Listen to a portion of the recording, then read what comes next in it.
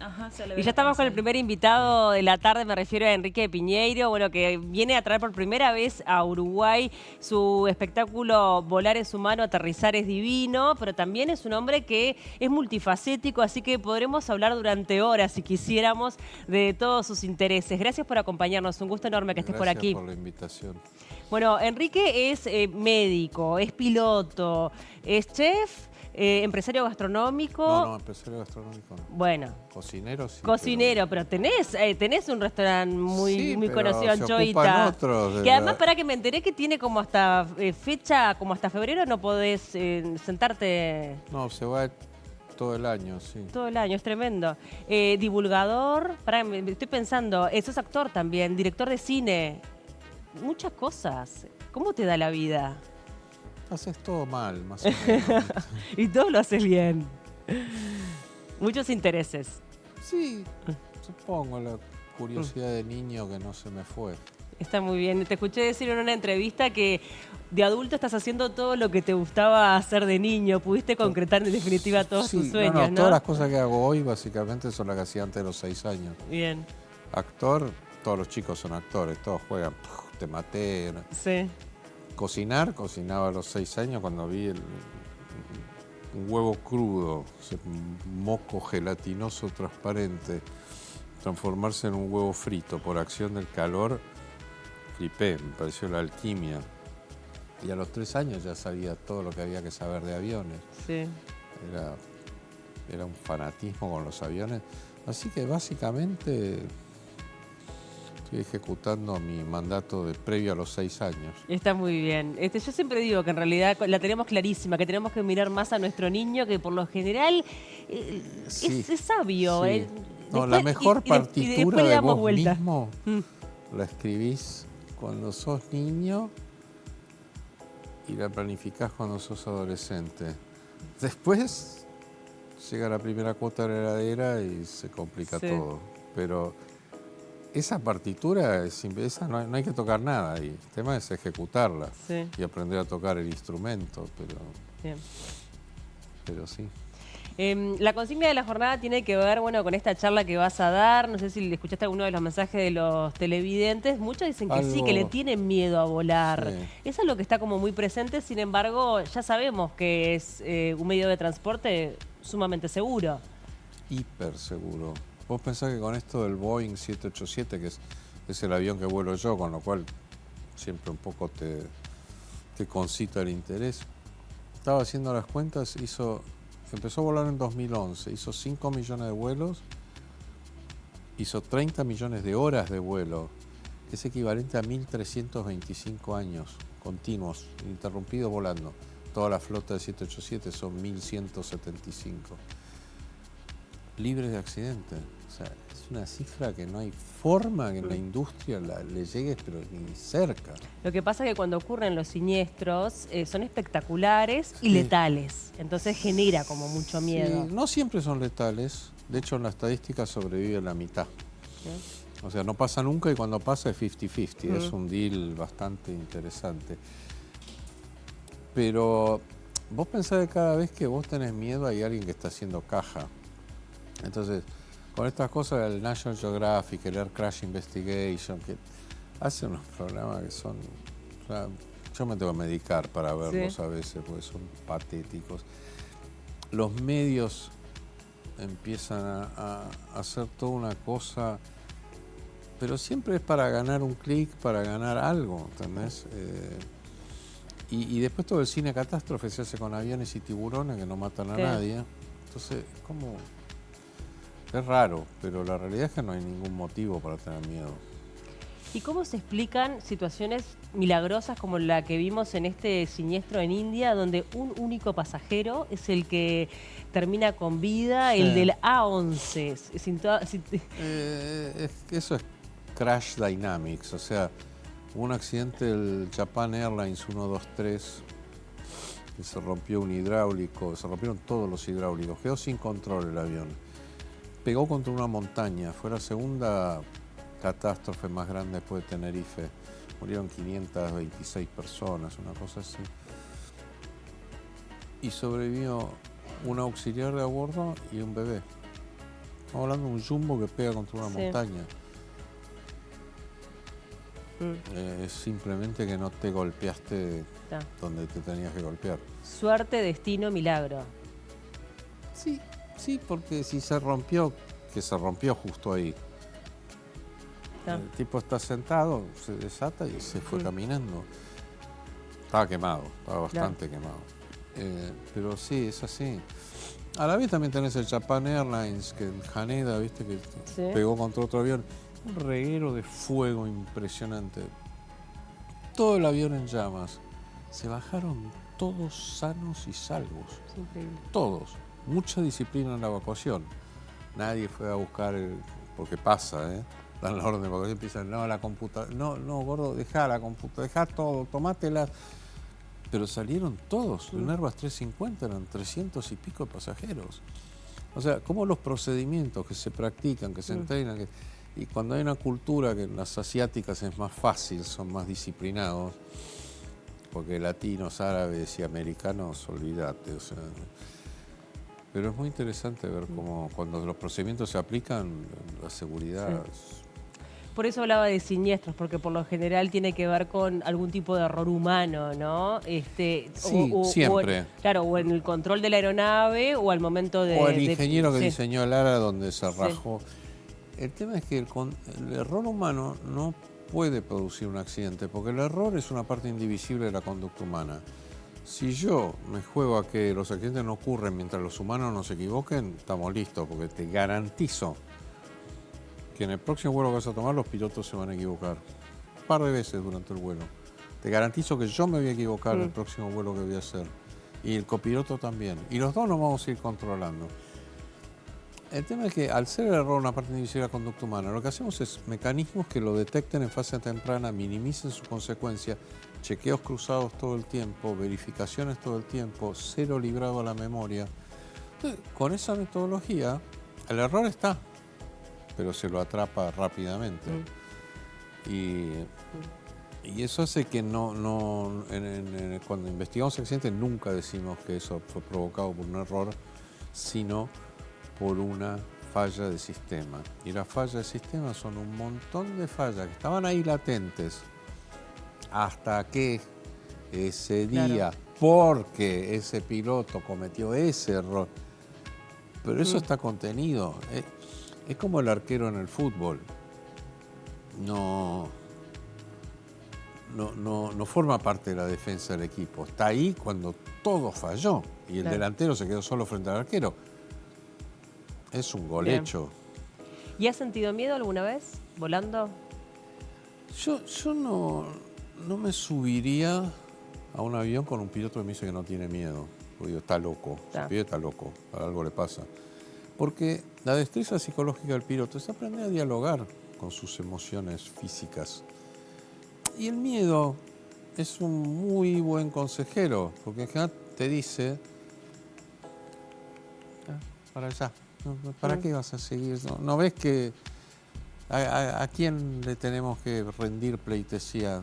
Pará, o desviar, o demorar el vuelo. Sí, pero el otro entró. ¿Qué me importa si el otro entró? Yo no la veo. Eso es más fácil después de muchos años de experiencia. Con tus primeros rebotes de un vuelo es como, ¿qué van a pensar? Pero te das cuenta que no tienen nada que pensar. Yo hago mi evaluación, mi gestión de riesgo y te digo, no voy a pasar por ahí.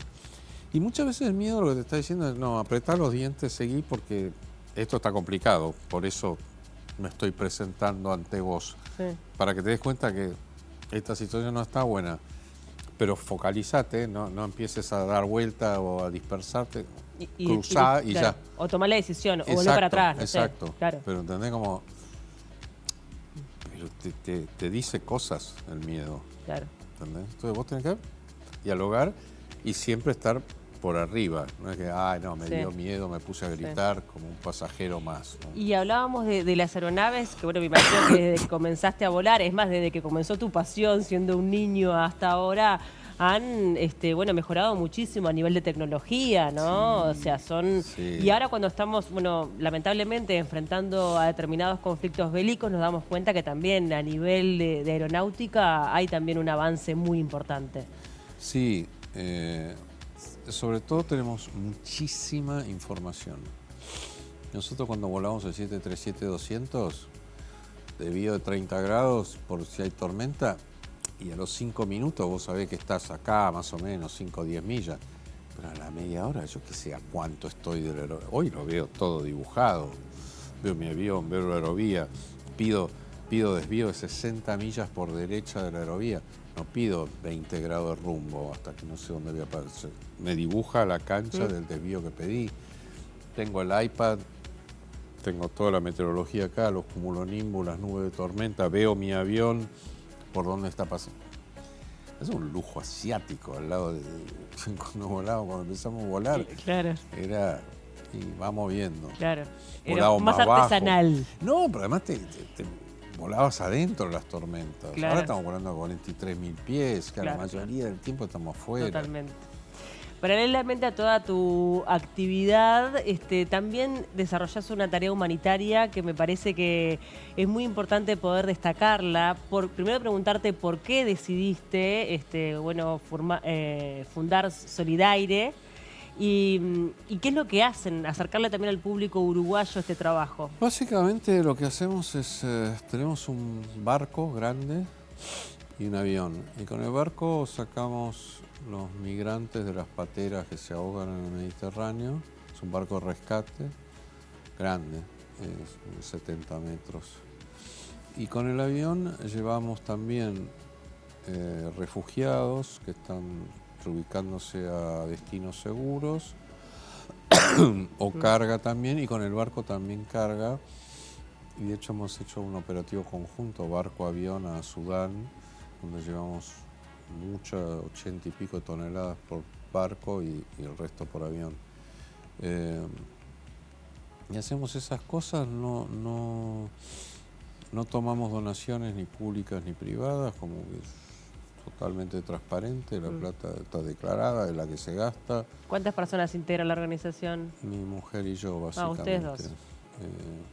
Y eso nos da la efectividad y la libertad de, claro, con un llamado telefónico, resolverlo. Son cosas que los gobiernos se las sueñan, de poder poner un avión y un barco en movimiento con un llamado telefónico.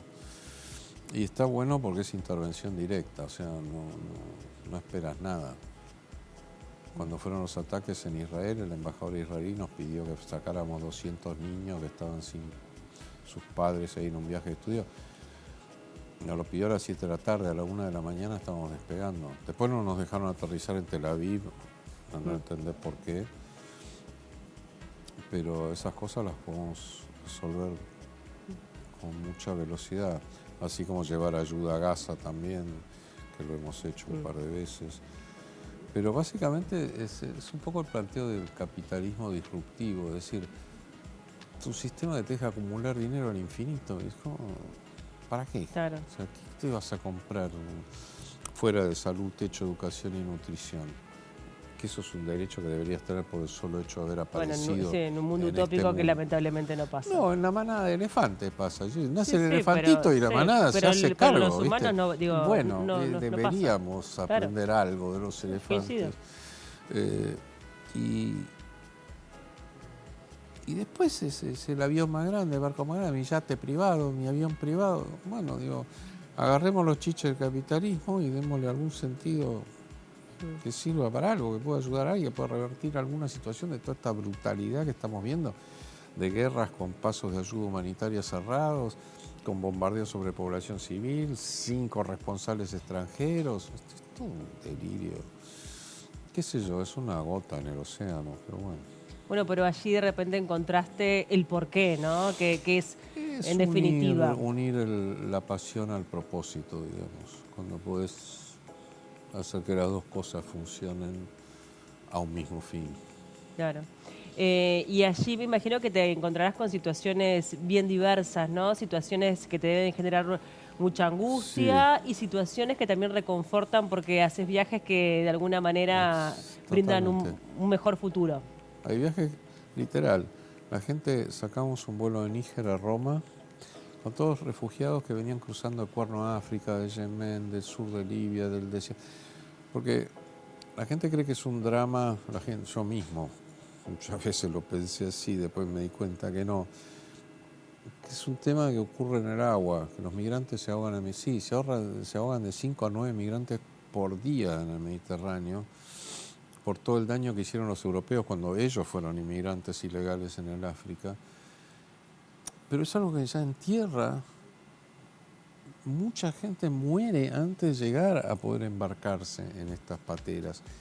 Y después, cuando llegan a tierra del lado europeo, mucha gente se congela tratando de cruzar los Alpes. Tremendo, sí.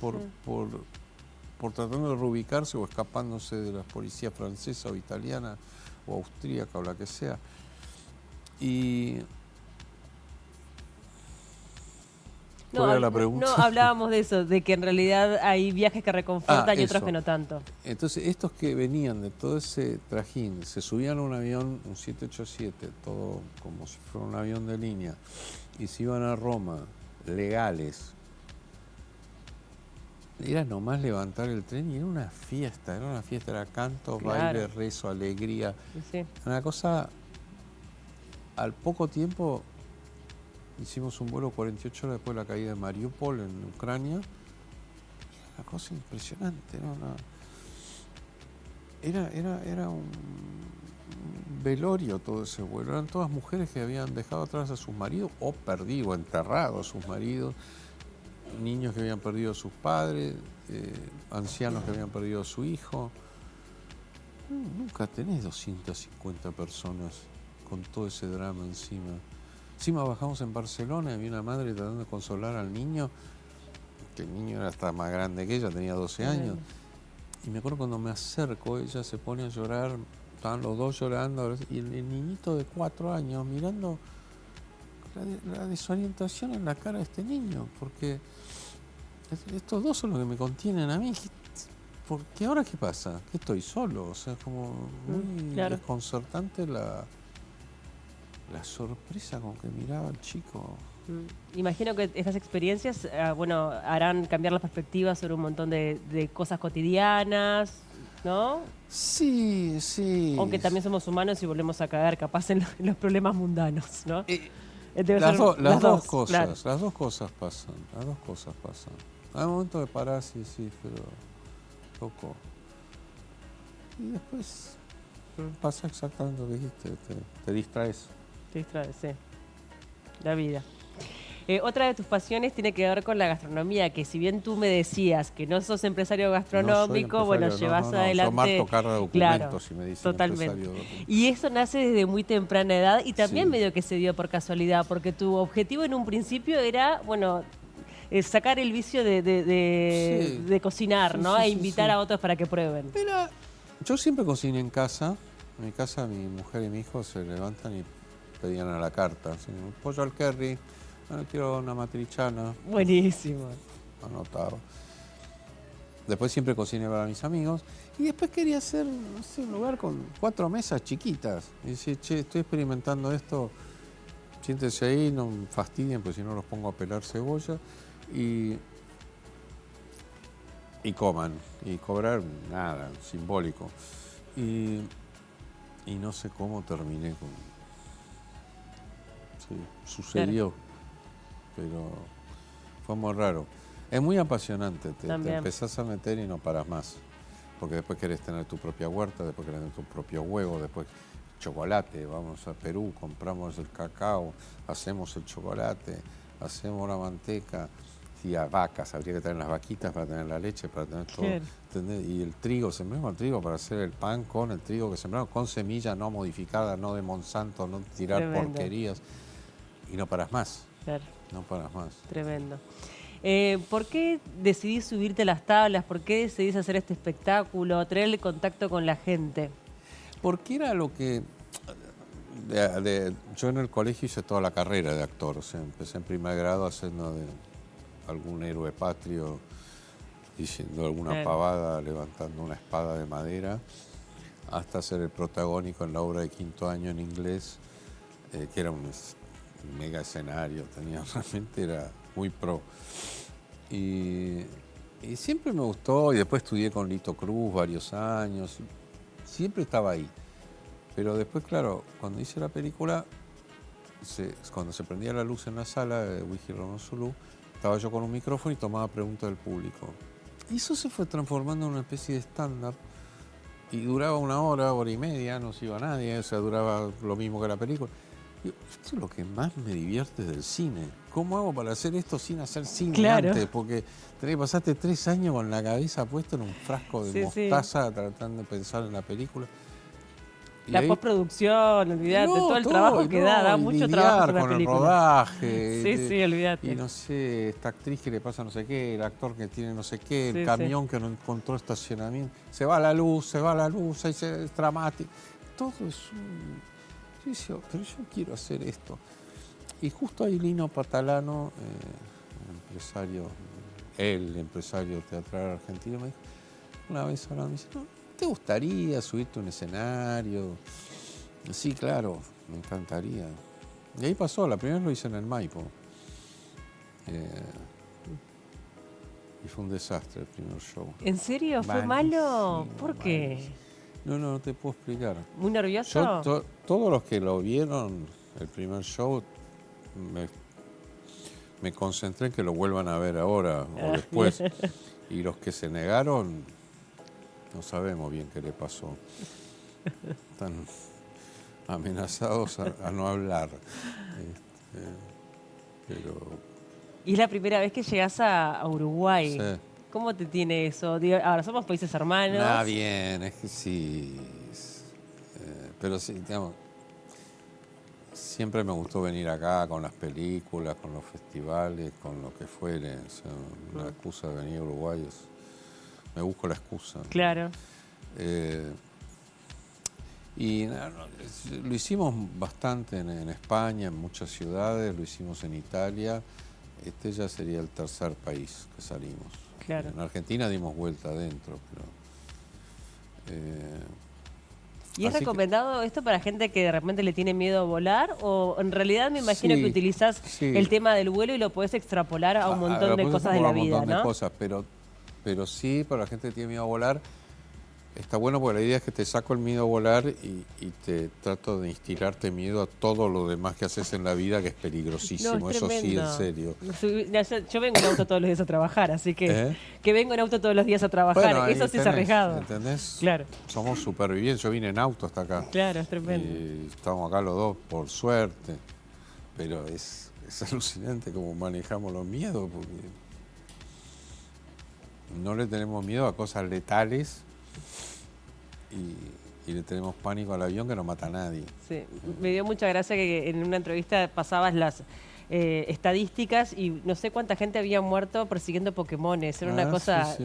Pero ¿cómo persiguen? No entendí el tema del Pokémon. Se mueren sacándose selfies, cazando Pokémones en la calle. Es tremendo tenías que, no sé bien cómo era el juego. No sé cómo tenías es. tenías que te apareció un Pokémon y vos tenías que correrle detrás, pero en eso cruzabas una avenida, no te importaba nada porque estabas por cazar el Pokémon y te cazaba el camión que venía y chau. Sí, selfies también es peligroso. Sí, porque van y se la sacan en la antena. Uy, me caí. Claro. A ver si logro filmarme mientras caigo, qué sé yo. ¿Y cómo es la respuesta del público después de que, bajás del escenario? ¿Tenés contacto un poco para tener ese feedback? No porque nada, yo me voy al camarín y ellos se van a cenar. Pero siguen viniendo, entonces digo, se ve que boca a boca. Sí, hace 14 años que estamos. Por eso. Igual me sigo sorprendiendo. Yo cada vez que hay más de 10, 15 personas en el teatro digo, ¿qué pasó? Y además el Sodre que tiene, no sé, 28.000 butacas, tiene más butacas que uruguayos. ¿Viste la sala ya? Es hermosa. Es impresionante ese teatro. Así que no sé, espero que vayan, porque si no... Por supuesto que este es el domingo 20 de julio a las 20:30. Las entradas ya están a la venta. Sí. Las pueden sacar por Ticantel o boletería de la sala. Por allí, Volar es humano, aterrizar es divino, lo pueden buscar. Entonces, es la primera vez que Enrique está en Montevideo. Mucha gente ya te debe seguir a través de todas las entrevistas que das como divulgador. Has participado en programas muy populares de Argentina y deben conocer un poco tu historia. La van a pasar de forma... Me imagino que es un momento agradable para también reírse, reflexionar, compartir. Sí. La idea es esa. Enrique, y vos que sos un gran hacedor, ¿de qué tenés ganas ahora? ¿Qué más querés hacer? Me queda ser astronauta, 9 de Boca y Ese era el sueño de chicos, hay que cumplirlo. estrella de rock. Para astronauta estoy bastante bien perfilado. Bien. Soy comandante 787, soy médico, podría ir como Mission Specialist. Bien, bien. Para estrella de rock, qué sé yo, estoy viendo cómo usan el autotune ahora. Escuchame, tenemos a Mick Jagger, ¿cuántos años tiene arriba del escenario? La sigue rompiendo. Sí, bueno, no, pero no, yo estoy viendo más bien los que están apareciendo ahora con el autotune Bien. y muy poca capacidad de tocar un instrumento, así que ahí también podría. Podrías. Estamos tarde para todo. Y 9 de Boca, Bueno. me parece que se me complicó. Hasta que vino a cenar al restaurante con la mano derecha Guardiola, que está casado con una argentina, entonces viene seguido.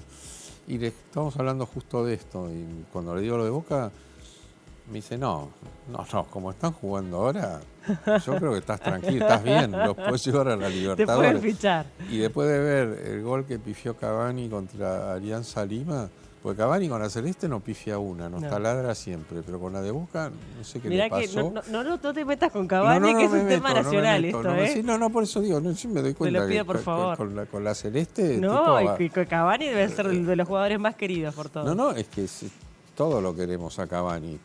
Pero ese gol... Bueno, sí. Sí, lo viste, ¿no? Sí. Así que ahí recuperé ínfulas para hacer. Está muy bien. Bueno, quedan todos invitados entonces el próximo 20 de julio a las 20:30 horas en el Auditorio del Sodre. Las entradas a la venta en boletería de la sala. También por Ticantel pueden acceder. Va a ser una única presentación, así que no dejemos hasta último momento para sacar la entrada y compartir una charla con Enrique. Gracias por acompañarnos. Un gusto enorme recibirte. Y gracias por la invitación. Hacemos una tanda, ya venimos.